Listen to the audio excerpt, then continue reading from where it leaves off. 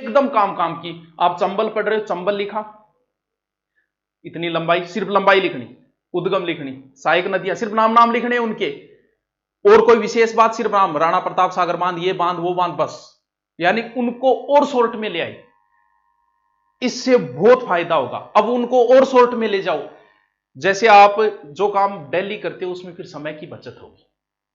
मैं पहले सीख कर जाता था, मुझे 2.5 घंटे लगते थे, फिर आने जाने में 3 घंटे, 2.5 घंटे लगते थे। उसके बाद में धीरे धीरे 3 साल तक अप डाउन किया, हर संडे को जाते थे, तो धीरे धीरे फिर 2 घंटे लगने लगे, फिर 2 घंटे से भी कम लगने लगे, और एक रास्ता ऐसे नॉर्मल हो गया था, चलो चलते हैं, ऐसे सोचते ही नहीं थे कि इतनी दूर है वो। क्यों? क्योंकि कोई काम आप बार बार कर रहे हो तो धीरे धीरे वो काम में आपको कम समय लगेगा। अब अगर आपने नोट्स नहीं बनाए तो उनका तरीका है किताबों से वापस तीसरी स्टेप पे आ जाओ, सीधे शॉर्ट नोट्स, उनको और शॉर्ट कर लो, और शॉर्ट करके उनका बार बार बार बार अभ्यास करो।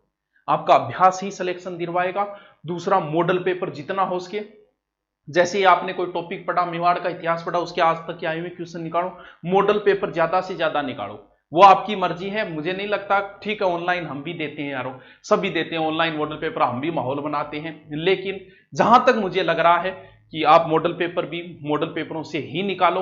ऑनलाइन से आप कैसे कर पाओगे उनको सोल्व वगैरह, क्योंकि पेपर ही आपको ऑफलाइन देना है। तो ऑफलाइन का ले लिया, ठीक है, ले लिया, ले रहे हो वो आपकी मर्जी, लेकिन फिर भी ये है कि आप मॉडल पेपर निकालो ज्यादा से ज्यादा। वो भी कैसे?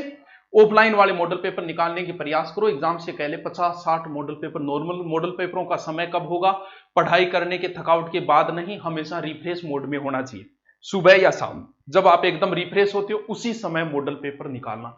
वरना तो फिर वही बात है, मन कहीं और भटकेगा, ये मन भटकाएगा आपको।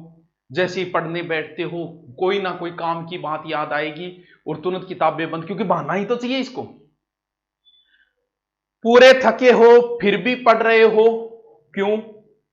बुखार आने को है फिर भी पढ़ रहे हो, क्यों? दिमाग जवाब दे चुका है फिर भी पढ़ रहे हो, क्यों?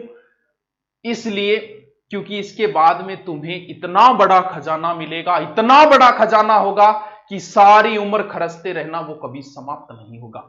बस उस खजाने के लिए तुम जितना थक सकते हो, थकावट के बाद भी पढ़ सकते हो, तो जितना दिमाग जवाब देने के बाद भी पढ़ सकते हो उतना पढ़ लो। तुम्हें इतना बड़ा खजाना है कि तुम्हारा खजाना कभी समाप्त नहीं होगा। चलो मिलते हैं फिर, ओके, थैंक यू।